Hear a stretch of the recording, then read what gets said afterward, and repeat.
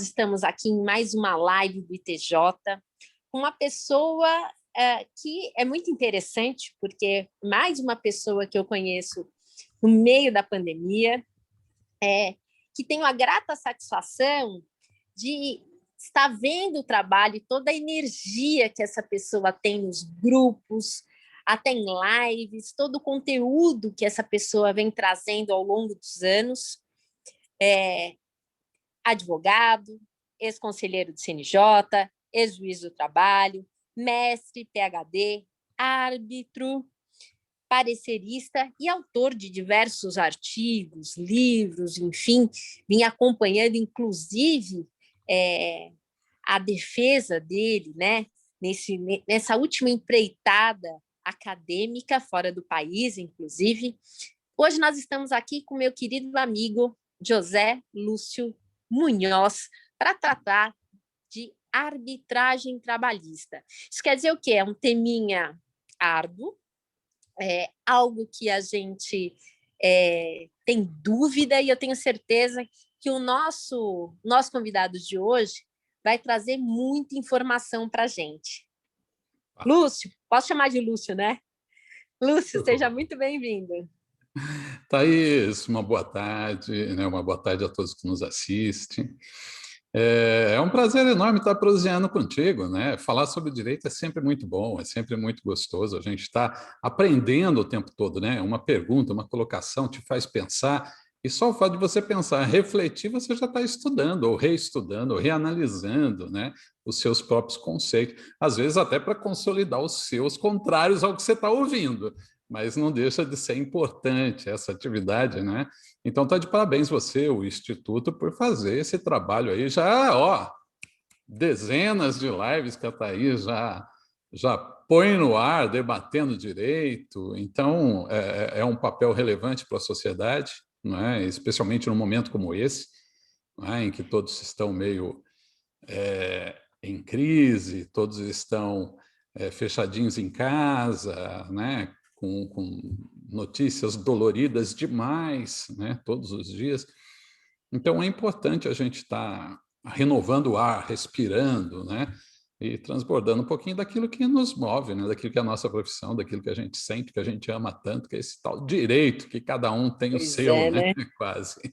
E até, né, quando a gente fala dessa questão de pandemia, é claro que em primeiro lugar vem a saúde, de forma incontestável, mas a gente tem também uma outra situação, que é a questão do desemprego, a questão do outro lado da empresa também, né, em estar revendo isso, essa situação. Eu presto consultoria para a empresa e escuto muitas das vezes o empresário falar: o maior problema é que a gente não consegue ter planejamento, né?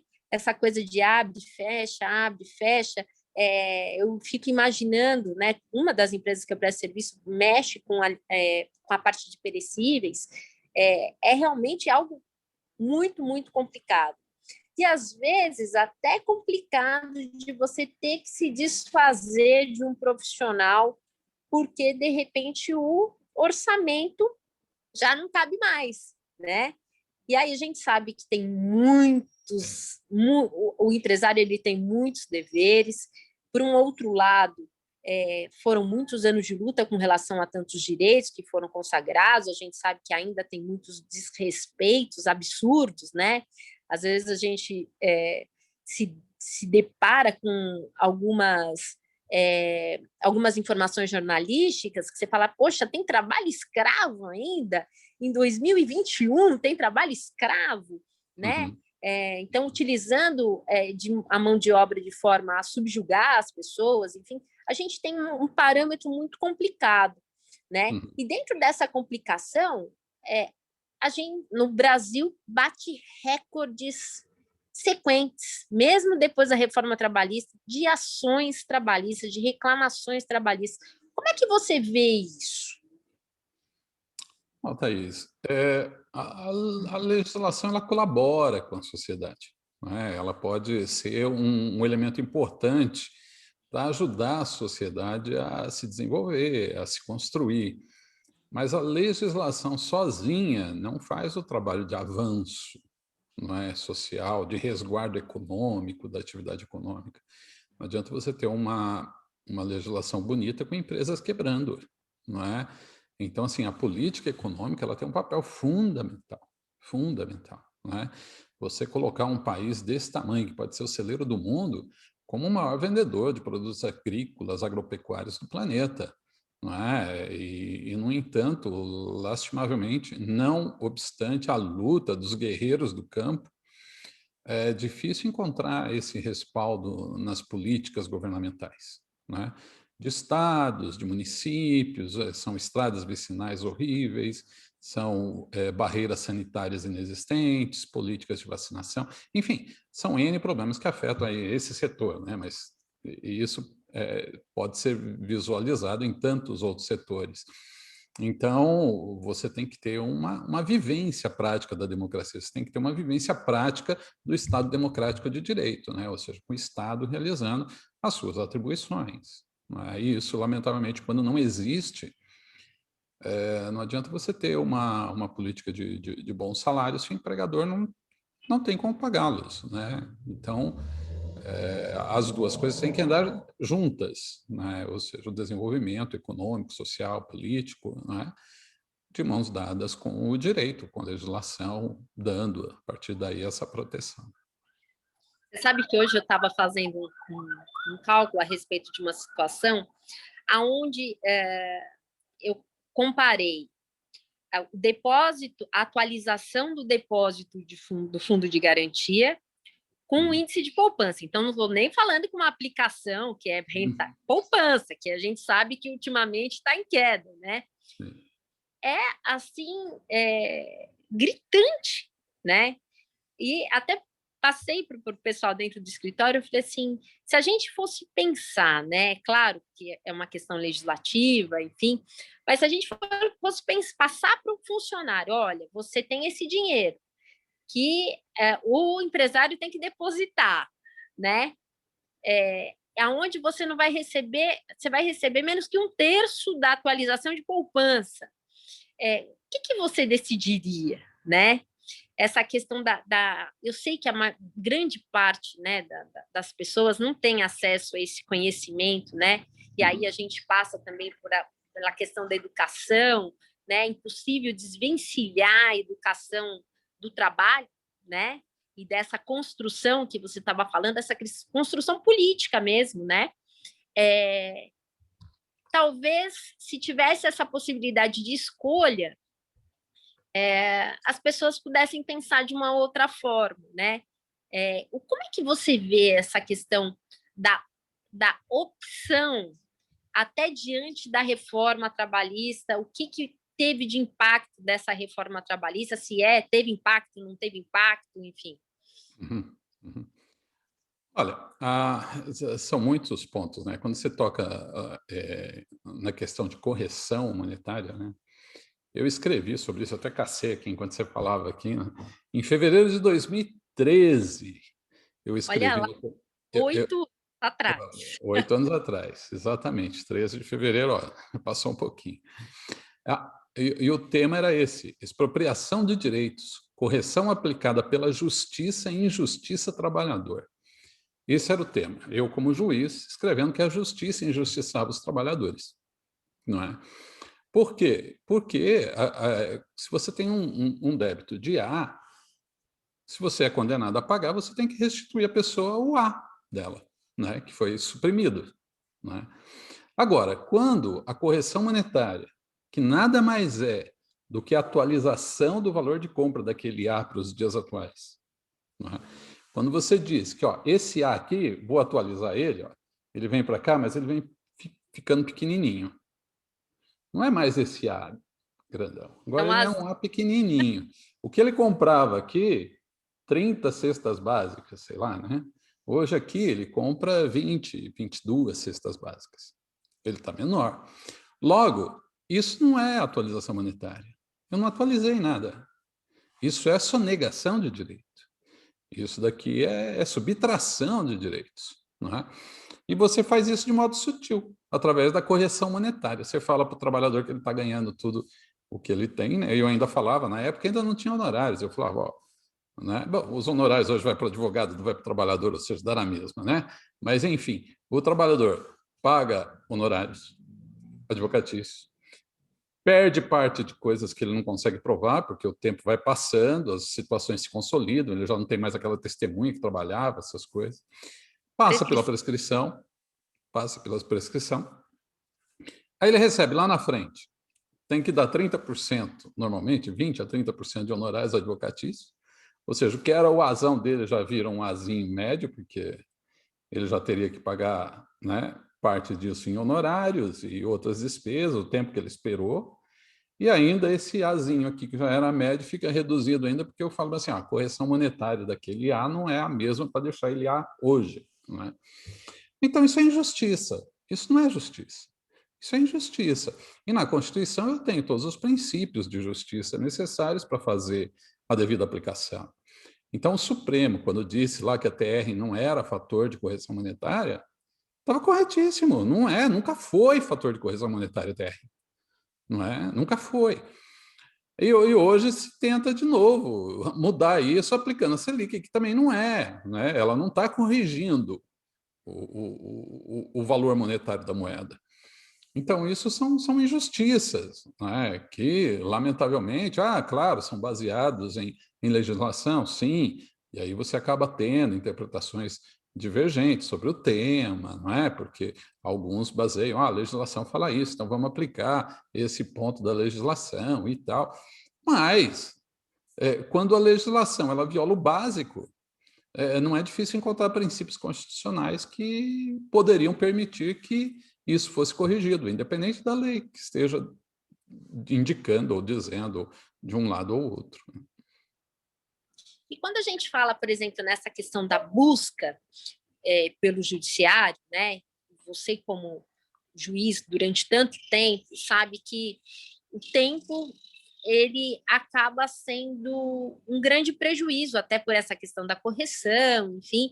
E nós sabemos que o volume de processos que hoje o judiciário conta é realmente insano perto da quantidade de juízes e de profissionais que trabalham dando assistência a esses juízes para o julgamento dos feitos, né? Ainda, eu sei que você pertenceu ao CNJ, né? Ainda com a pressão do CNJ, tem que ter produtividade, tem que ter produtividade, tem que ter produtividade, né?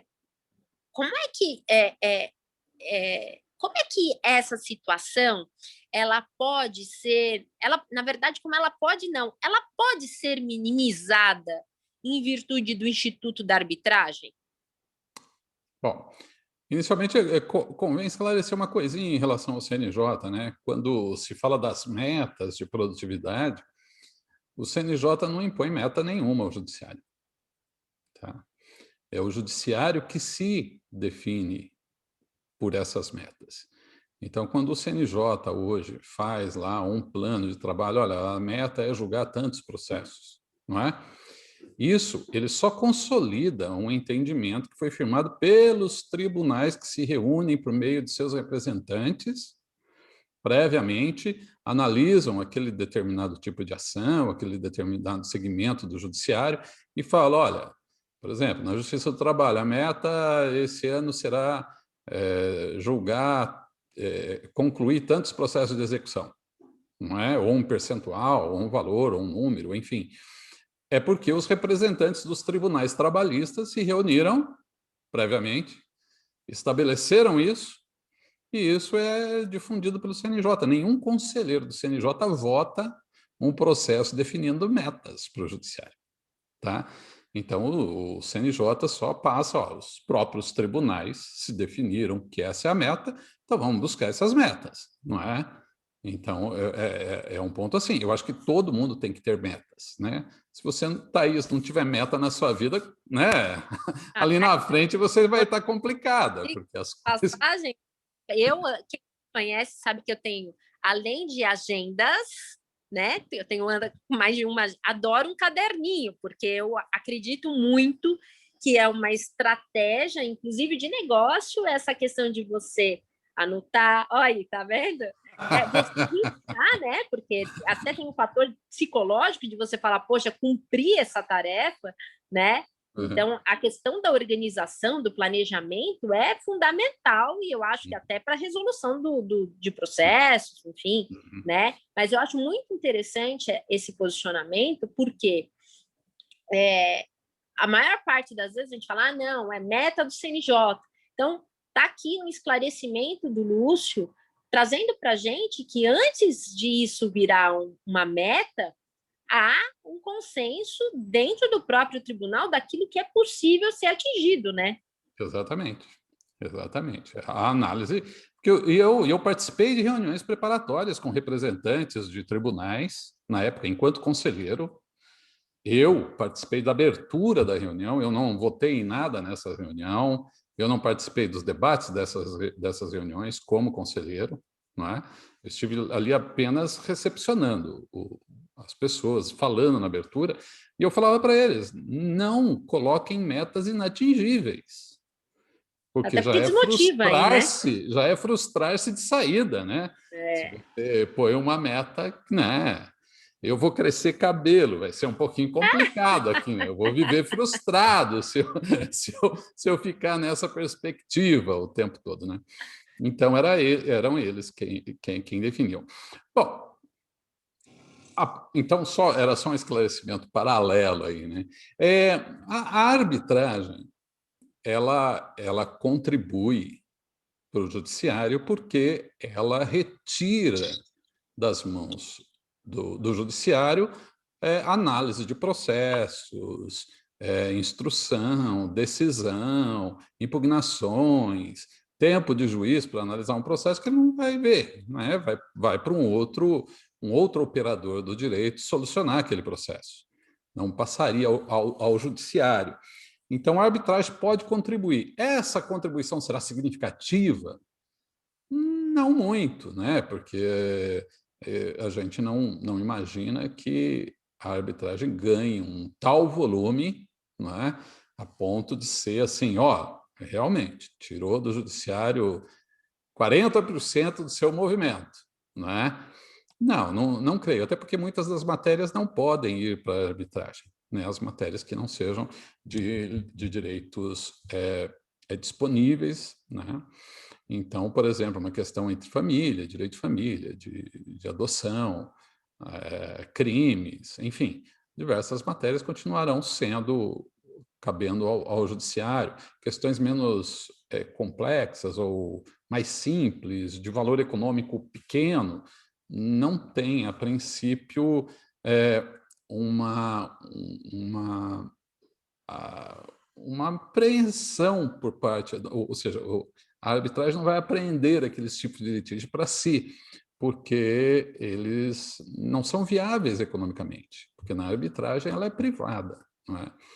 E a arbitragem privada você tem que pagar o árbitro, né? Ou a instituição de arbitragem, ou um tribunal arbitral, se for mais que um árbitro. Então, para que isso seja viável economicamente, o direito em disputa tem que ter um determinado valor econômico, que seja significativo, ou um valor político importante, né? Que vale a pena você deslocar, tirar do judiciário e encaminhar para uma situação privada de solução de conflitos. Agora, não há dúvida que para alguns casos, né, de valor mais elevado, a arbitragem é bem mais econômica, ou pode ser bem mais econômica que o judiciário. Tá? Aliás, até só fazendo um parêntese, nosso convidado de hoje, ele faz lives com um outro colega, que é os barbudos. O juiz, né? Gabriel Lopes Coutinho, filho. Que eu acho, na verdade, viu, Gabriel? A mensagem é para você e para o Lúcio, porque os dois barbudos, eu já falei, já até comentei, que falei, daqui a pouco eu vou colocar barba para ver se eu participo também. Que é sempre um sucesso, temas fantásticos, enfim. Depois o Lúcio vai falar um pouquinho. E a questão da arbitragem trabalhista com relação ao direito do trabalho. É cabível ou não é cabível? Então, em direito a gente costuma falar, né? Depende. Eu sempre falo para os meus alunos, vocês acham que professor é inteligente, que nada, professor de direito é fácil de responder. Tudo depende. Tudo depende. Eu vou até localizar aqui, ó, que a CLT, quando ela veio, ela foi instituída pelo Getúlio Vargas, em 1943. Né? Ela veio num dia 1º de maio, Dia do Trabalhador. E eu até brincava, Thaís, eu dei uma palestra para um grupo de profissionais de RH sobre a reforma trabalhista. Né? Então, eles estavam desesperados, porque de um dia para o outro entrou em vigor uma reforma trabalhista mexendo em 100 artigos da CLT. Não é?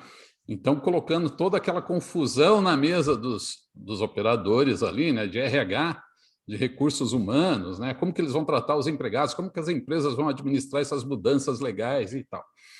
E eu falava, vocês estão achando difícil isso, né? Agora, imagine só você sendo um titular de um RH de uma empresa em dia 2 de maio de 1943, quando você tinha 2 ou 3 leis de natureza trabalhista, protegendo o trabalho da mulher, o trabalho da criança e alguma questão de segurança. Aí, de repente, chega no dia 2, Getúlio Vargas joga assim no seu colo, no RH, né?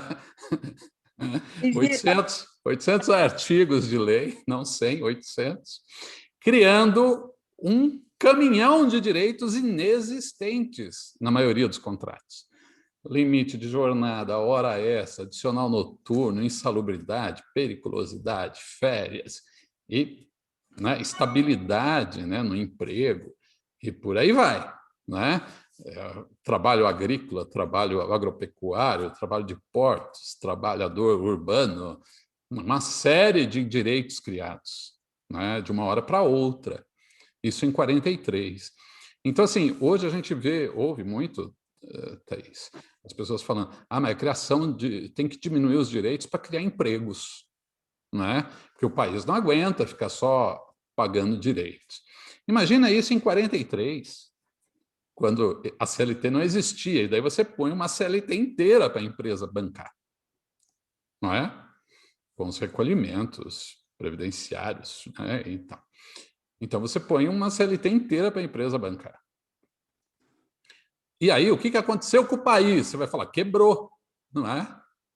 Quebrou. Um país que cria um monte de direitos, as empresas não vão aguentar e vão quebrar todas. Os anos 50 foram os anos dourados do Brasil. Isso foi em 43. Os anos 50, até hoje, é reconhecido como os anos dourados. Né? O momento em que o país mais se desenvolveu economicamente. Por quê? Porque você trouxe para a atividade econômica milhares de trabalhadores, milhares de brasileiros, que basicamente não participavam, não é, desse sistema. Isso gira a economia. Girando a economia, cria-se oportunidades, criam-se negócios, criam-se vendas, as pessoas viram consumidores, né?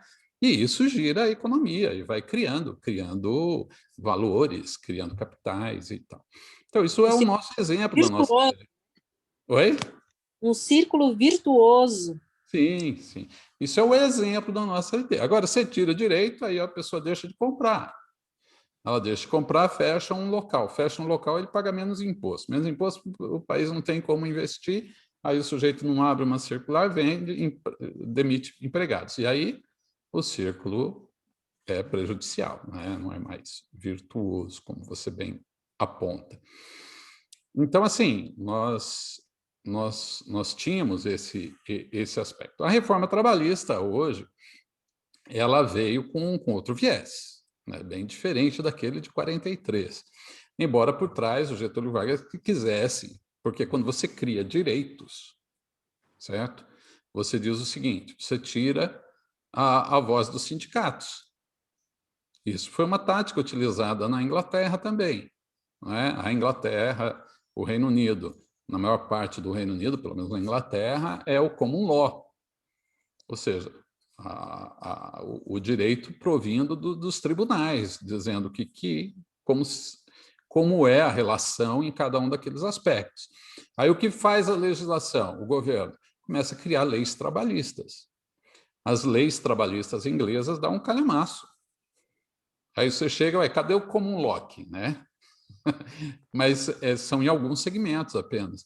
Por quê? Porque o governo inglês, ao fazer isso, tira o argumento do sindicato. O sindicato, eu quero 8 horas de trabalho. Aí a lei vem e dá 8 horas. Você tira o argumento do sindicato.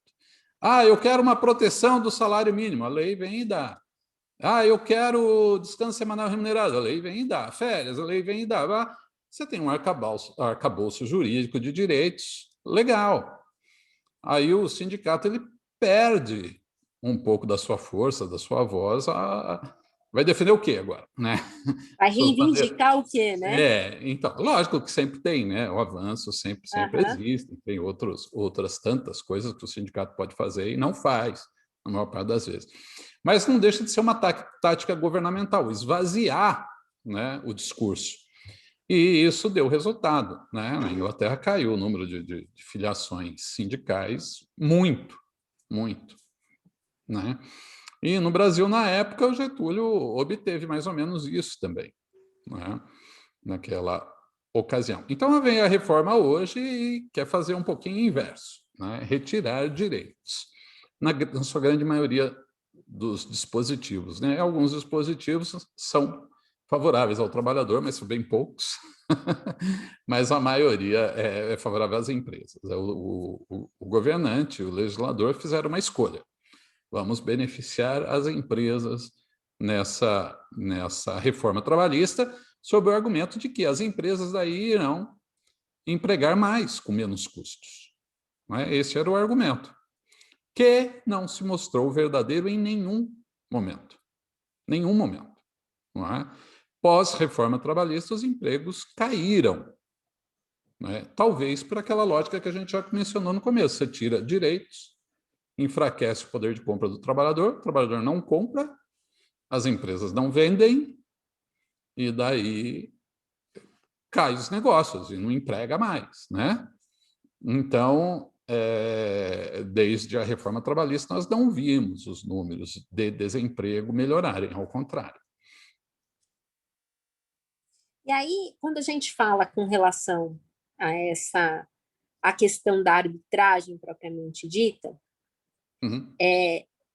a reforma ela trouxe a arbitragem já existia, ou a arbitragem trabalhista não pode existir, de acordo com a nossa legislação aqui. A gente falou das reformas, eu acabei desviando um pouquinho do foco, né? Imagina, é porque, na verdade, assim, é um assunto tão importante e que mexe, na verdade, com todo mundo. Então, Uhum. seja você empresário, seja você empregado, né? Ou até um colaborador, enfim, não tem como você não parar para pensar, e eu acho que, voltando, né, aquilo que nós estávamos falando inicialmente, né, a importância de você ter informações exatamente para que você possa tirar a melhor conclusão possível, porque o que nós vemos hoje, infelizmente, é que as pessoas chegam a conclusões sem o devido conhecimento. Então, eu acho que o Lúcio vem trazendo isso, só vem acrescentando a gente, né? Exatamente para que a gente possa ter melhor, não só melhorar o nosso poder de escolha, né?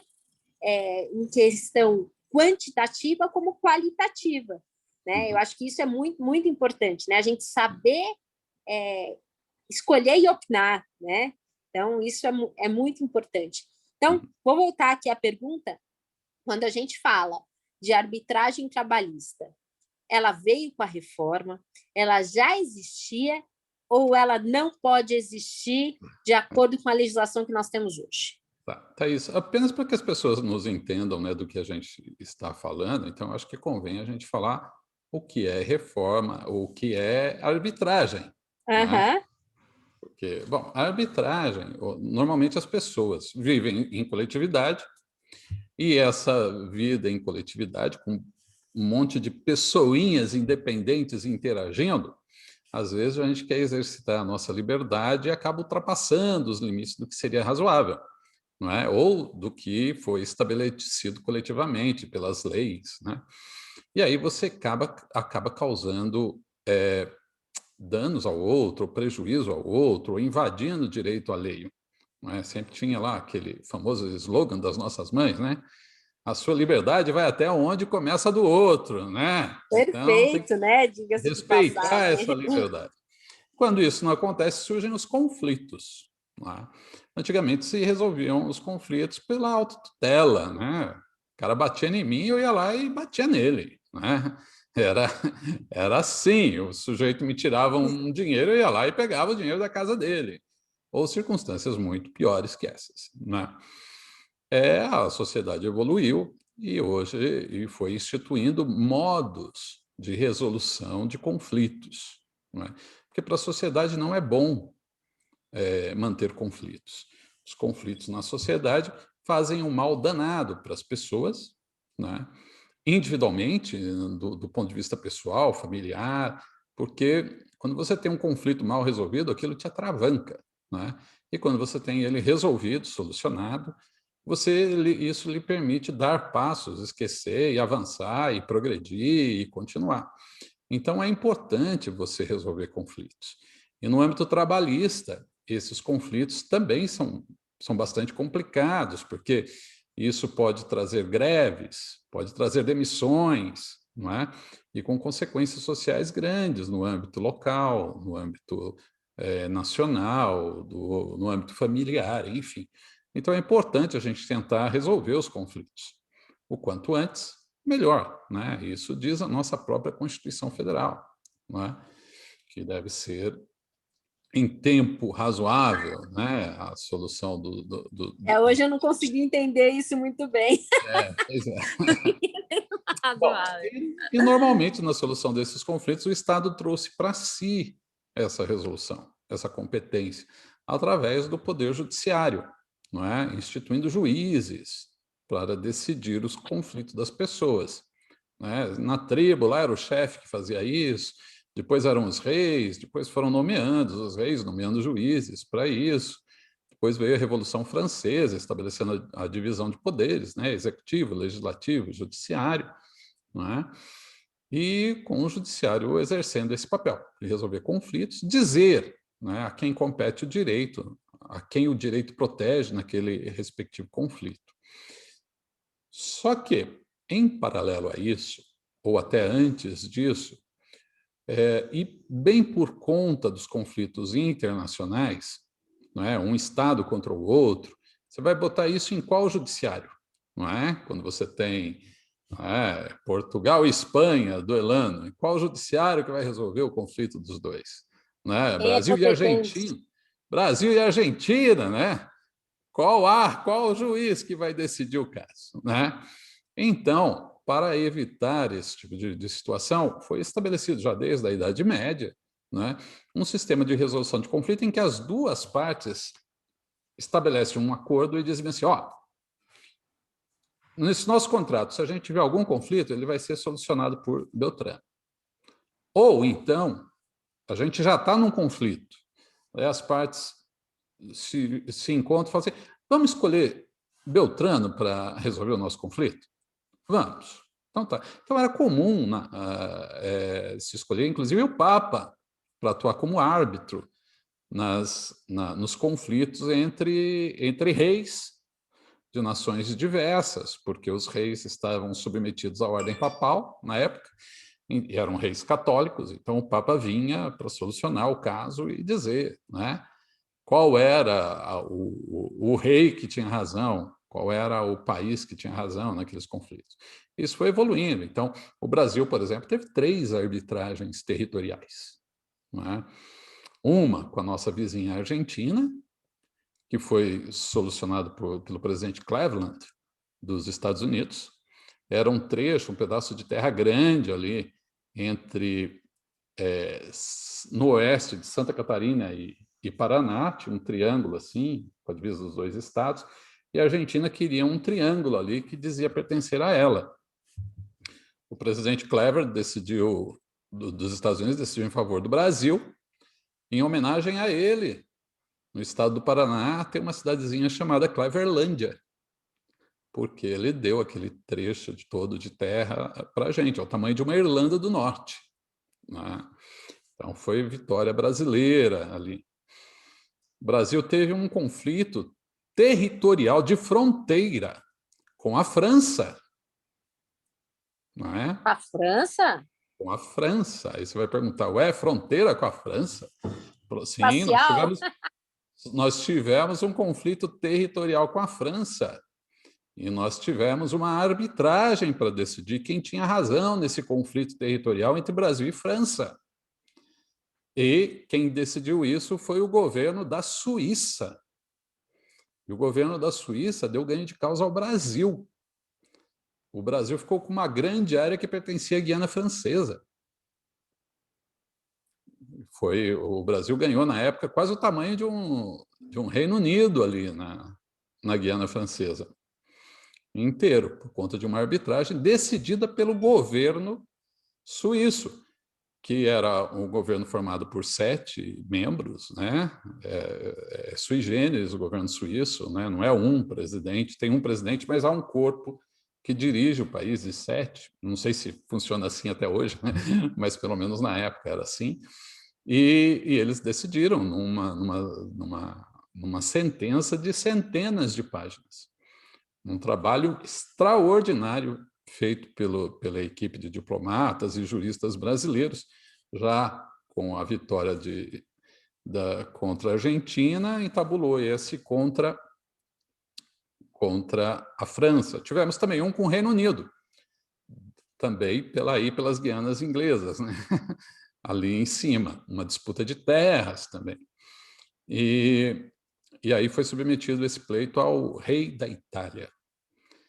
E o rei da Itália, há muitas dúvidas sobre a parcialidade dele nesse caso, né?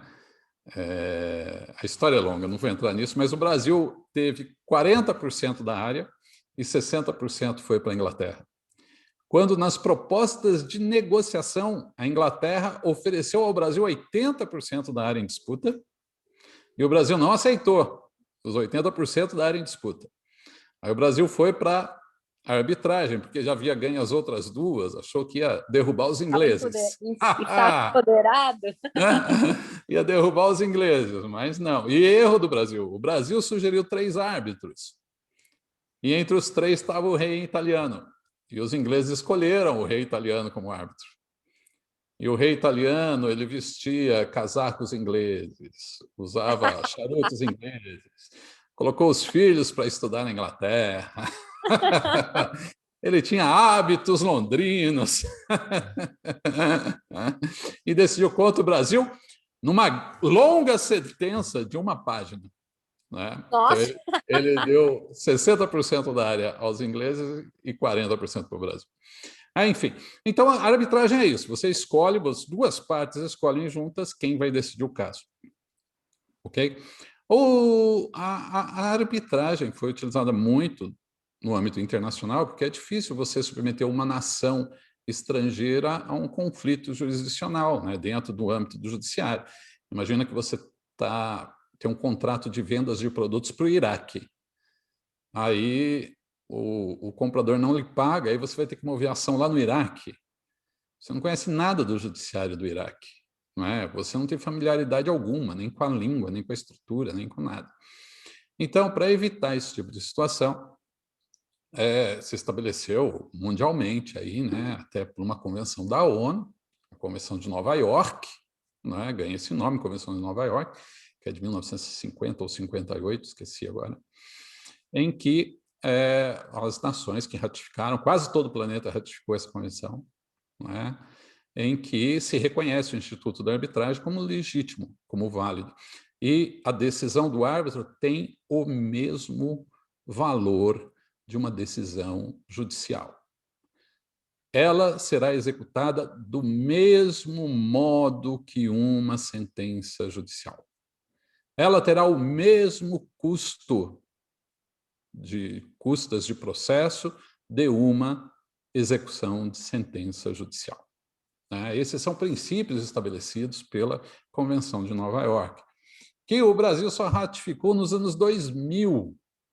Olha só, embora o Brasil tenha se utilizado da arbitragem, tenha sido beneficiário da arbitragem internacional, como a gente mencionou, só no ano de 2002 ele ratificou essa Convenção de Nova York. Tá? Então, assim, nós temos, com base nisso, nós temos a Lei 9.307, que é de 96.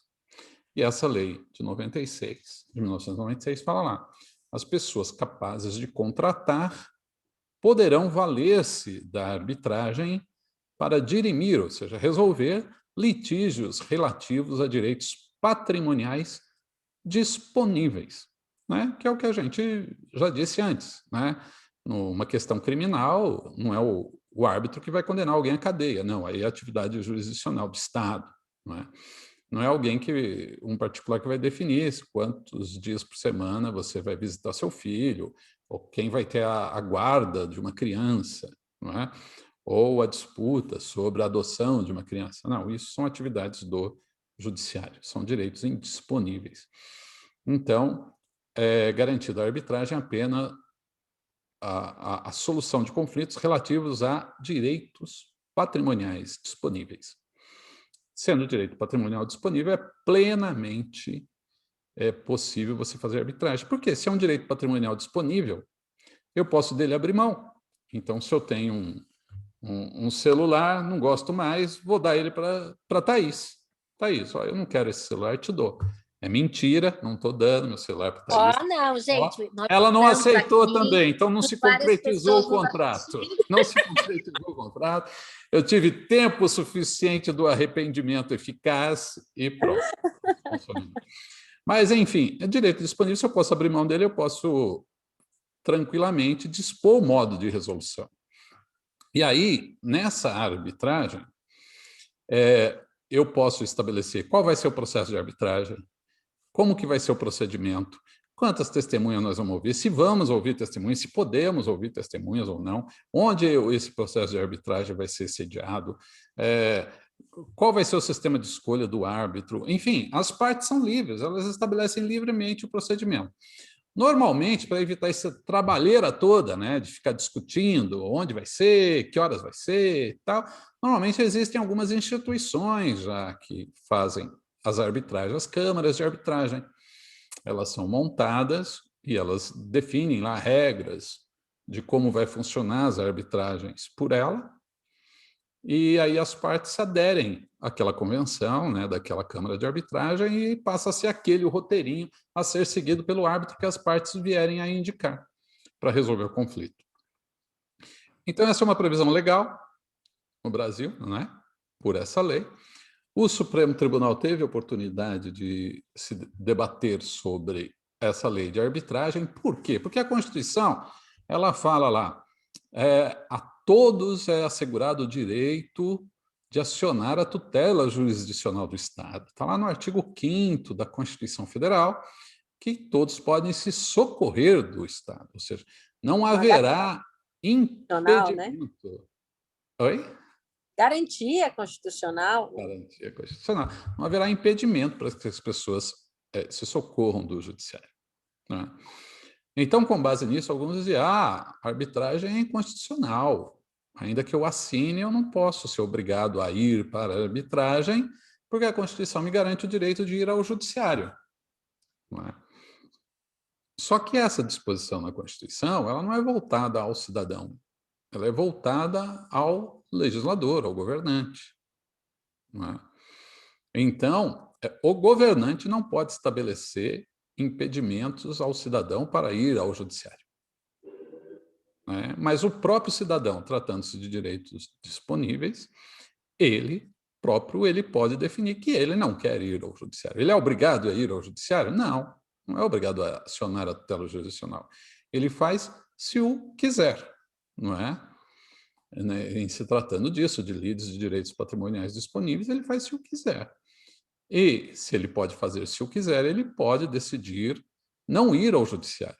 Isso não significa que está impedido o seu acesso ao judiciário. Não, o acesso está livre, mas ele optou por não ir ao judiciário, não é? Então, é plenamente constitucional a arbitragem, já definido isso pelo Supremo Tribunal Federal já há muito, como existe em todas as nações do planeta, quase todas as nações do planeta usam a arbitragem normalmente, como uma forma um meio, não é? meio de resolução de conflitos. Internacionalmente, era conhecido como meios alternativos de resolução de conflito, né?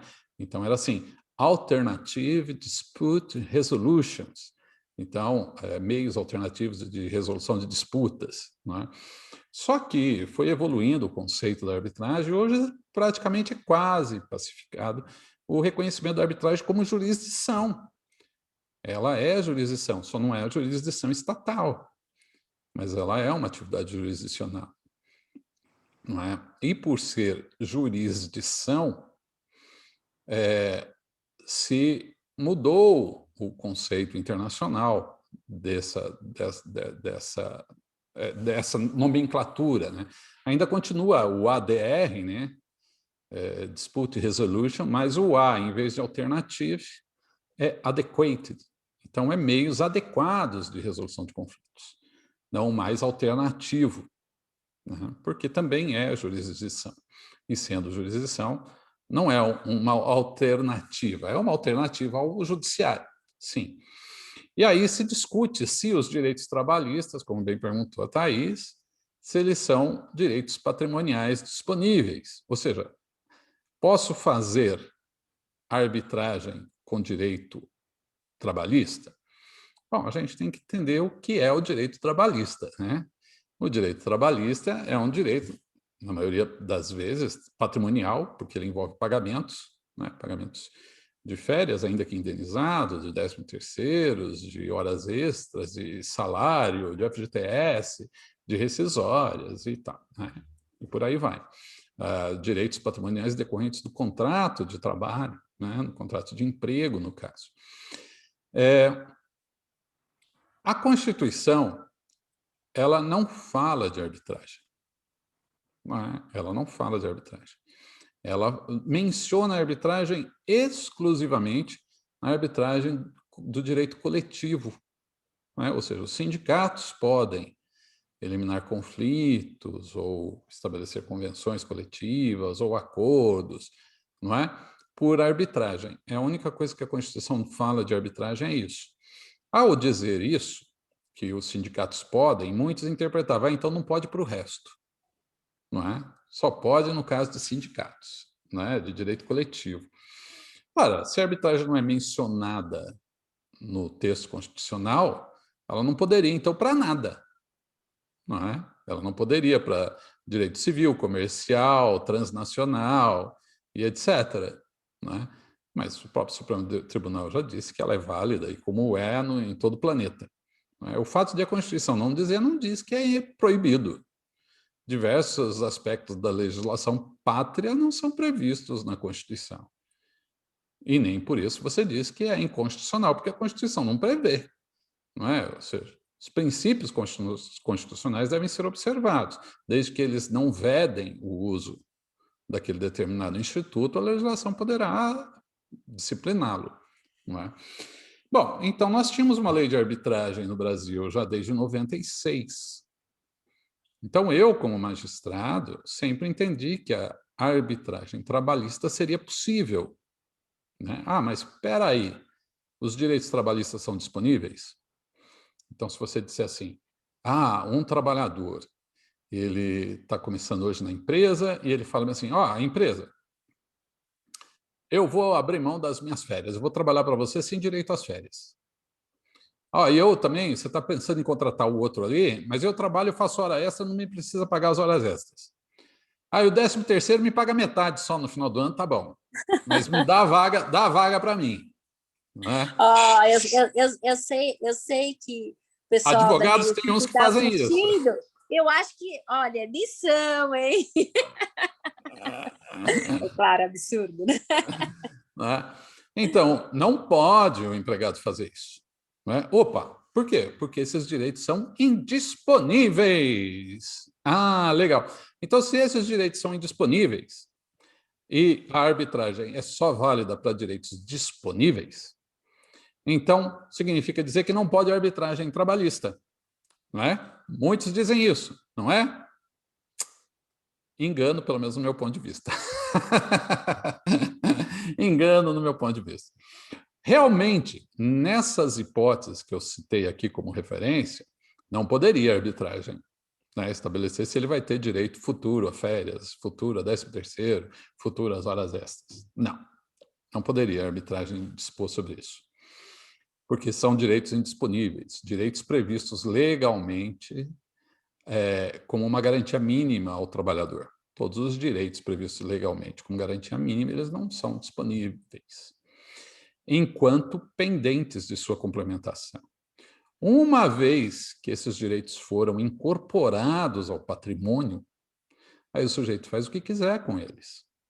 Se a empresa chega e fala para o empregado, está aqui o seu 13º, está aqui suas férias, está aqui suas horas extras, paguem, não é? Paguei. O trabalhador faz o que com esse dinheiro? O que ele quiser. Ele quer gastar com as meninas por aí? Pode gastar. É livre para fazer isso. Ele quer doar para o Instituto de Caridade? Pode doar. Ele quer doar lá para a igreja dele? Ele faz o que ele quiser com esse direito. É um direito dele, é um dinheiro dele. Ah, mas não é indisponível? Opa, é indisponível até incorporar ao patrimônio dele. Uma vez incorporado ao patrimônio dele, ele pode fazer o que quiser. Incorporação ao patrimônio não significa pagamento, tá? Incorporou ao patrimônio, ou seja, ele trabalhou um ano, de 1º de janeiro a 31 de dezembro. Opa, ele conquistou direito às férias. Essas férias estão no patrimônio jurídico dele. Tá? As horas extras que ele fez já está no patrimônio jurídico dele. Ah, mas a empresa não pagou ainda, mas é patrimônio dele. Aí ele pode negociar esses direitos. Ele pode negociar com outros, ele pode transacionar esses direitos. Tanto que quando o trabalhador entra com uma reclamação trabalhista, ele falava assim, não recebi férias, não recebi 13º, não recebi auxílio médico, não recebi insalubridade, não recebi periculosidade, não recebi adicional noturno, não recebi FGTS, não recebi verbas rescisórias, não recebi aviso prévio, não recebi o dano moral de que eu fui vítima, e eu quero, senhor juiz, que a empresa seja condenada a me pagar tudo isso, porque eu não recebi nada dessa empresa lá.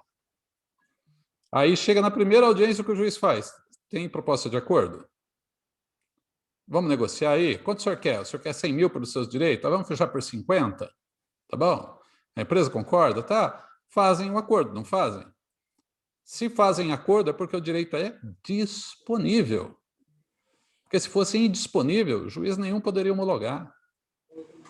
Se o sujeito chega na audiência e fala para o juiz lá, ó, eu estou no contrato de trabalho, eu tenho as férias para receber o ano que vem, eu tenho 13º para receber o ano que vem, eu tenho o meu benefício da convenção coletiva para o ano que vem. Né?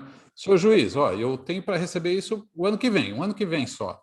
Mas eu quero fazer um acordo aqui com eles, eu vou dividir isso pela metade, eles não precisam me pagar lá ó, quando eu completar o período de férias o ano que vem.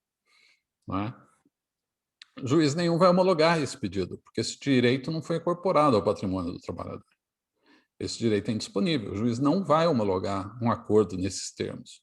O trabalhador ainda trabalhando, ou então ele foi demitido, mas ele chega lá na audiência e fala, eu estou fazendo um acordo e nesse acordo eu vou trabalhar, vou voltar a trabalhar para eles e a partir de agora sem férias. Eu estou concordando, sem férias, excelência. Né? O juiz não vai homologar. Ah, mas ele homologou as outras férias que ele não recebeu, o juiz homologou um acordo para dividir pela metade? Sim, porque aquilo estava incorporado ao patrimônio dele. Então, só para a gente entender, é o seguinte, aquilo que ficou para trás, que já entrou no patrimônio, que já foi consagrado, é uma coisa. Aquilo que ainda pode acontecer, porque pode acontecer, como pode não acontecer, né? Então, vamos imaginar, sei lá, eu tenho direito a férias no ano que vem. Se eu morrer, não vai ter direito a nada, né? Então, é uma expectativa de direito, né? Então, o que vai acontecer ainda é uma expectativa. Para essa expectativa, não cabe arbitragem, não cabe nenhum julgamento, até dentro do Poder Judiciário. Mas, com relação àquilo que ficou para trás, é cabível a arbitragem. Exatamente, o que foi incorporado. Então, por conta disso, eu entendo que a lei de arbitragem já se aplicava às lides trabalhistas. Qual era a posição do judiciário? Contrário. O TST tinha posição contrária, muitos juízes tinham posição contrária. Dizia isso, que era direito indisponível. como a gente demonstrou aqui, não era esse o caso, né? Não eram direitos indisponíveis, e o que já se encontrava incorporado ao patrimônio do trabalhador.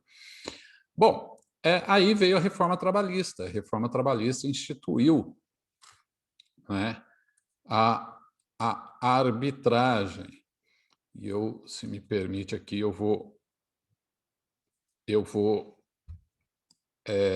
trazer o tema, mas bom, eu vou trazer os dois aspectos disso para você bem entender, tá? Cadê aqui o dispositivo? Eu esqueci o número do artigo. Não, é até interessante a gente parar para pensar nisso, porque é algo que já foi tão discutido, e eu acredito que o Lúcio ele vem trazendo para a gente de uma forma tão clara, né, de mostrar que, de fato, é possível a arbitragem trabalhista, e, inclusive, com a reforma, ela veio incorporar, né, Eu no vou corpo trazer aqui, legislativo, como é que é? eu vou trazer aqui para você o que dizia a nossa Constituição, a nossa consolidação das leis trabalhistas em 43, certo? Porque a Justiça do Trabalho foi criada logo na sequência da CLT. Só que naquele começo, a Justiça do Trabalho não pertencia ao Poder Judiciário, mas era um órgão administrativo, não é? E o que dizia o artigo 764, parágrafo 2º da CLT? Né? Em 1943, não havendo acordo... Olha, a gente não era nascido nessa época, né, Lúcio? Não. Meu tataravô que me contou. Isso. Não havendo acordo, o juízo conciliatório converter-se-á obrigatoriamente em arbitral, proferindo decisão na forma prescrita neste título, artigo 764, parágrafo 2º da CLT. Não é? Olha, lá atrás, tá certo? Isso. Em 1943, é isso, Lúcio? Isso, exatamente. Havia então, previsão de arbitragem na esfera trabalhista. Né? Então, isso quer dizer o quê? Não é novidade. Não é novidade. A Justiça do Trabalho começou, ainda mesmo sem ser justiça, em ser um juízo arbitral, porque realmente não pertencia ao judiciário, era um órgão administrativo do Estado que dava uma decisão arbitral, com todo o valor legal de uma sentença. Nunca se discutiu isso no âmbito trabalhista nacional. Nunca se discutiu isso. E esse parágrafo 2º do artigo 764, você já tinha ouvido falar? Não. Não. Então. Só que está na CLT até hoje, Thaís. Olha que interessante. Está ativo esse parágrafo 2º do artigo 764. Nosso convidado aqui, eu tenho certeza absoluta que nós, em especial do direito, a gente não tem nem como parar de estudar, né? Porque sempre tem algo que, mesmo que esteja lá atrás, porque a gente tem uma questão tão concorrida, na verdade, né? Eu falo, é mais do que corrida, é concorrida, porque é tanta coisa que a gente tem que escolher o que fazer, enfim.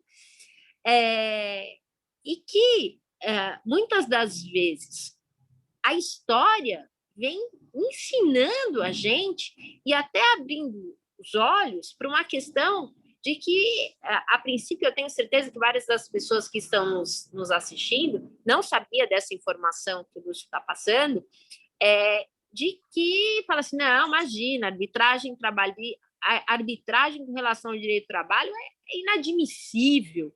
1943, hein? Não vou esquecer mais.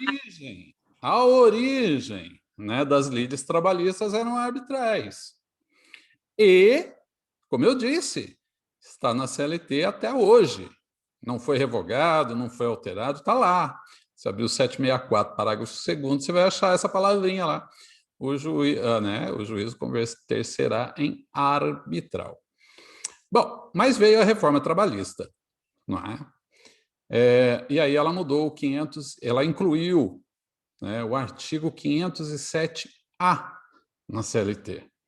E o que fala esse 507-A? Nos contratos individuais de trabalho, cuja remuneração seja superior a 2 vezes o limite máximo estabelecido para os benefícios gerais da Previdência Social, poderá ser pactuada a cláusula compromissória de arbitragem, desde que por iniciativa do empregado ou mediante a sua concordância expressa, nos termos previstos na Lei 9.307, que é a Lei da Arbitragem. Então, vamos lá. Botando em miúdos esse artigo aqui. Nos contratos de trabalho, cuja remuneração é do empregado, seja superior a 2 vezes o limite máximo dos benefícios da Previdência Social. O limite máximo da Previdência Social, dos limites, é 5 mil e pouco, não é? Algo assim. E eu já vejo já aqui, ó. O limite da Previdência. Então, 2 vezes a gente estaria falando de em torno 10 mil a 11 mil reais. Exatamente. Então, se a pessoa tem um salário de 10 a 11 mil reais, ela poderia estar optando pela arbitragem. Exatamente. Deixa eu ver aqui, ó. Teto previdenciário em 21 é 6.433. Então, dá 13 mil reais, mais ou menos. 12.900, mais ou menos. Certo? Bom, então, a CLT diz que 12 mil, quem ganha salário acima de 12 mil, pode contratar arbitragem. Então, vamos lá. Ó.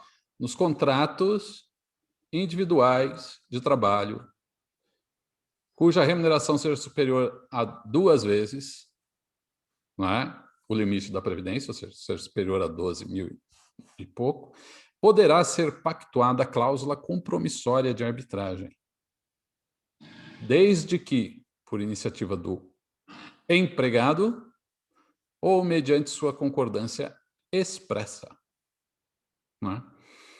Então, aí, o que veio a lei dizer o seguinte, ó, se o empregado ganha mais de 13 mil, ele pode entrar num acordo de arbitragem. Ele pode escolher, juntamente com a empresa, um árbitro ou um tribunal arbitral para a resolução do seu conflito. Ou até de eventual conflito, né? Futuros conflitos, possíveis conflitos, etc. Então, quem olha isso daí fala, bom, então se é para 2 vezes o limite, né, ou seja, a partir de 13 mil, os abaixo não podem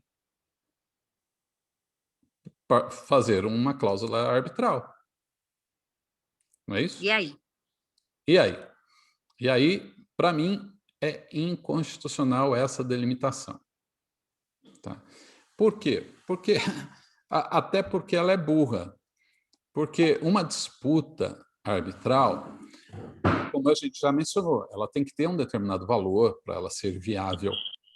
Se você vai discutir numa disputa arbitral o terço de férias que você não recebeu, isso vai dar R$1.000, R$2.000, R$500.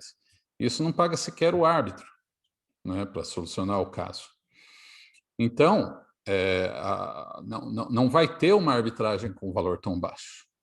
Então, quem fez, acho que imaginou isso. A arbitragem só de valor alto que importa, então vamos estabelecer um valor alto, um valor aqui de 13 mil, e a partir de 13 mil pode fazer a arbitragem. Mas é burrice por alguns motivos. Não é? Primeiro porque não importa a minha remuneração, importa o conflito. Não é? Um sujeito, o Ronaldinho Gaúcho, pode ser empregado e ganhando 1 milhão por mês, ele quer discutir por birra que eles não pagaram um dia dele do trabalho. E ele, não, eu faço questão desse um dia, eu quero receber esse um dia, esse um dia é R$4.000. Eu quero receber esse dia que eu fui, essas 2 horas que eu fui lá, tirar uma foto lá, eles não me pagaram, mas eu faço questão, quero receber um dos meus R$4.000 lá daquela hora que eu fui. Não é? Ora, ele vai entrar com uma arbitragem de R$4.000 se ele tiver uma cláusula, um contrato com um compromisso arbitral, com uma cláusula arbitral no contrato, de que o conflito será resolvido por arbitragem, e ele terá que submeter o seu conflito de R$4.000 numa arbitragem. Entendeu? Se ele pleiteasse alguma coisa de R$500, seria por arbitragem, só que ia pagar 5, pagar mais 6, do que tem 7 direito para o a árbitro, receber. né? do que. Então, assim, não é o valor da remuneração que importa, é o valor Questão do direito do em litígio, conflito. né? Uhum. Do direito em conflito. Então, se, por exemplo, nós temos um trabalhador que ganha R$ 2.000 por esse artigo, ele não pode se utilizar da arbitragem. No entanto, ele vai pleitear um acidente de trabalho gravíssimo, uma violação dos seus direitos, né, da sua integridade, né, dos seus direitos humanos, gravíssimo, por algo grave que lhe fizeram. Ele vai pedir 1, 2, 3 milhões, não é? E aí, com uma causa de 3 milhões, ele não pode usar a arbitragem. E o Ronaldinho, numa cláusula com uma disputa de R$ 4.000, Ou ele seja, seria obrigado totalmente a usar a desproporcional, arbitragem. né? Então, assim, não Totalmente é o valor da desproporcional. remuneração que importa, não é o valor da remuneração que importa, é o valor do conflito. Ademais, essa delimitação estabelece distinção entre as pessoas, aí você viola o princípio da igualdade prevista constitucionalmente. Por conta do valor de salário, você vai estabelecer discriminação entre as pessoas?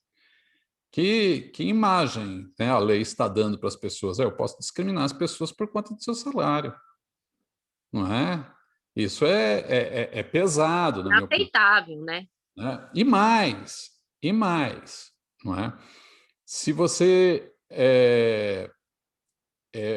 pensar que o trabalhador pode, por seu sindicato, fazer uma convenção coletiva em que estabeleça que as soluções dos conflitos serão feitas por arbitragem. A arbitragem mediante escolha de uma instituição que será paga pelas empresas. Qual o custo para o trabalhador? Por que ele não poderia se utilizar da arbitragem? Não é? Ele vai ter assistência do seu sindicato. O sindicato que negociou a cláusula da Convenção de Arbitragem, de modo coletivo, ele vai utilizar desse serviço a custo zero, sem os problemas decorrentes do judiciário, ou seja, né, perder hora, perder e de determinado jeito, o uso de uma linguagem específica, né, com os formalismos próprios de um processo judicial, não é, onde ele se sente inseguro, sozinho, assustado no meio de tanta gente engravatada que ele desconhece, não é? E ali não, ele vai estar com os seus colegas de sindicato, com o seu advogado, debatendo num ambiente mais informal, mais acolhedor, onde ele vai ter mais tempo para expor seu caso, suas angústias, suas conversas, do que na rapidez de uma audiência judicial que o juiz corre. Vamos, tem outro aí para entrar, 10 vamos minutos. lá. Né? 10 minutos você está É, sendo bondosa, né? Então, assim, não tem por que estabelecer esse limite. Não é? Cabe às partes estabelecerem os limites. E se tivesse algum limite, seria do valor em conflito, não é?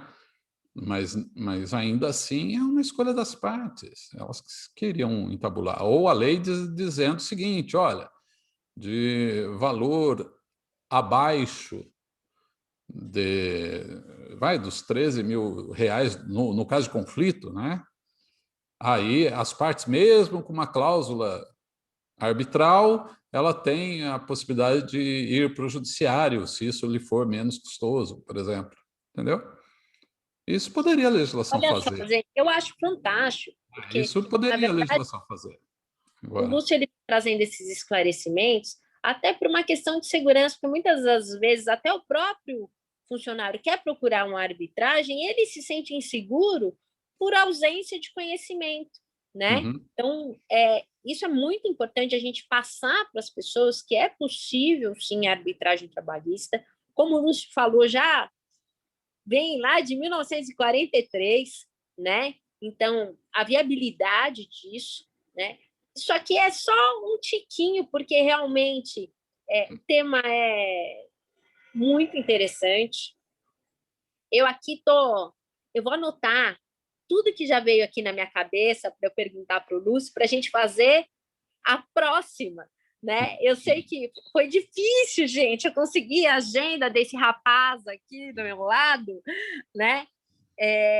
Para que a gente possa trazer esse conhecimento. E fica aqui o meu convite em público, para que, quem sabe, a gente possa montar até um curso de arbitragem, né? para que as pessoas tenham essa ciência dessa possibilidade. Então, o Lúcio é árbitro, defendeu a sua tese, né, fora do país, inclusive, eu acompanhei pelas redes sociais, enfim, o êxito que ele teve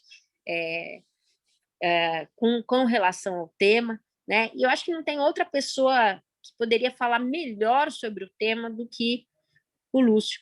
Então, fica aqui o meu convite, Lúcio. Obrigado. Só lembrando, Thaís, que o TST ainda não tem essa posição.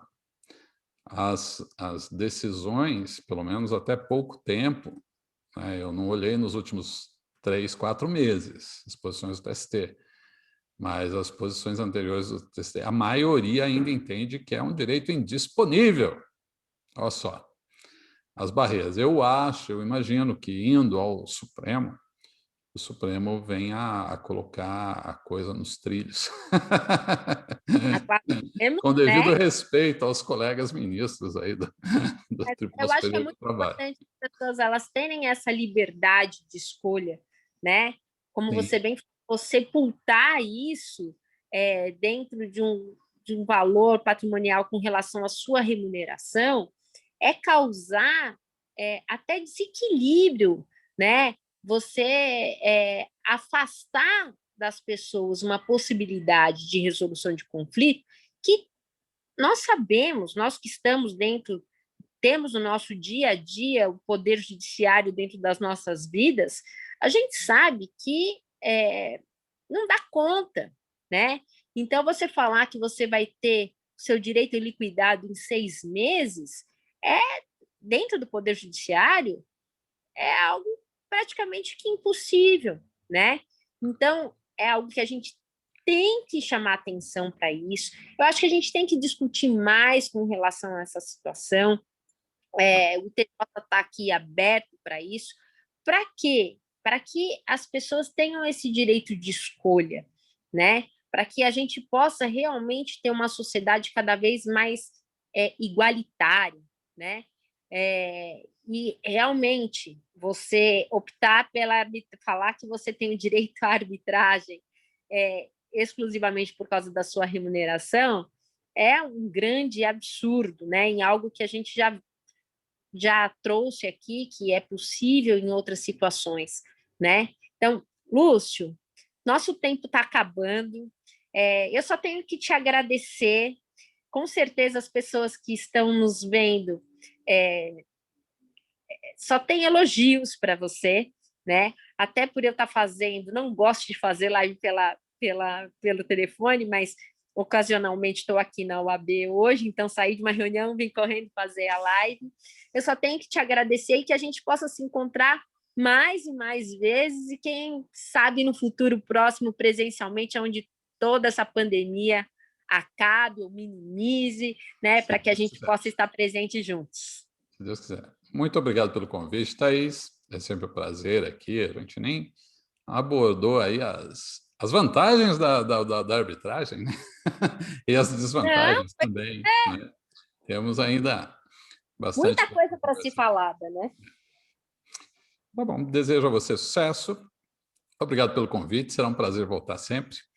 E que Papai do Céu nos ilumine a todos aí, né? Que proteja nossas famílias, né? Que todos se cuidem, um momento difícil. Nossa solidariedade a todas as famílias que estão tendo dores terríveis com essa pandemia, né? E esperando que Deus proteja, porque esperar do governo está um pouco mais difícil. Isso, que a gente, na verdade, nunca perca a nossa fé, né? Uhum.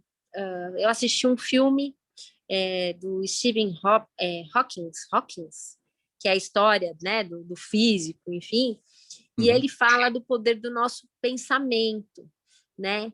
É muito importante nesse momento que a gente consiga, de alguma forma, eu sei que é muito difícil, até diante de tantas notícias tristes, a gente conseguir domar o nosso pensamento para que a gente continue a ter fé, a acreditar, a ter esperança de alguma forma. Como o Lúcio falou, infelizmente, a gente não pode esperar muito do governo, né? Dizem que a gente só dá aquilo que a gente tem para dar, né, Lúcio? Quando a gente não tem para dar, não tem como esperar. Então, que a gente possa esperar de nós mesmos algo melhor, algo fortalecedor, e que Deus realmente nos proteja, porque a gente está muito precisando dos dedinhos dele aqui na Terra, né? Sim. Lúcio, muito, muito, muito obrigado. Que Beijo a todos. Gente possa se ver em breve. Beijo, gente. Obrigado. Fiquem com Deus. Até quinta-feira. Quinta-feira a gente tem um evento de mulheres. Aguardo vocês. Beijo. Tchau.